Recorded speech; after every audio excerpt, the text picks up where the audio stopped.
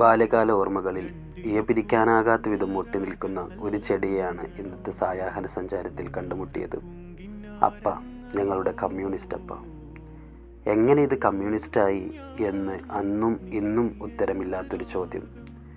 LP സ്കൂളിലേക്ക് 1 കിലോമീറ്ററിലധികം നടക്കാനുണ്ട്.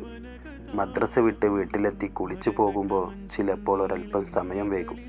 ഉള്ള അപ്പയോടും കുറുന്തോട്ടിയോടും വർത്താനം പറഞ്ഞല്ലേ വരുന്നത്, പിന്നെങ്ങനെ നേരം വൈകാതിരിക്കും എന്നാണ് ടീച്ചർ ചോദിക്കുക. തിരിച്ചു വീട്ടിലെത്താൻ നേരം വൈകിയാലും ഉമ്മയുടെ വായിലും ഈ അപ്പയും കുറുന്തോട്ടിയും കയറി വരും. സ്കൂൾ പറമ്പിലും ഉണ്ടായിരുന്നു ധാരാളം അപ്പകൾ.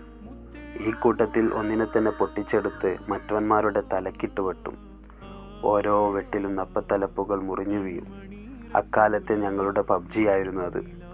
വസന്തകാലത്തിൻ്റെ വരവറിച്ച് സ്കൂൾ പറമ്പിൽ തലക്ക് മുകളിൽ പാറിക്കളിക്കുന്ന തുമ്പികളുടെ ഹെൽമെറ്റുകളും ഞങ്ങൾ കുട്ടികൾ ഈ അപ്പ ഉപയോഗിച്ച് വെട്ടിവീഴ്ത്താറുണ്ടായിരുന്നു എന്നതാലോചിക്കുമ്പോൾ ഉള്ളിലൊരു വിങ്ങൽ.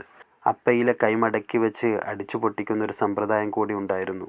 അടികൊണ്ട അപ്പയിലകൾ വാവിട്ട് കരയുന്നത് കേൾക്കുമ്പോൾ ഞങ്ങൾ കുട്ടികൾ അത് വീണ്ടും ആവർത്തിക്കും.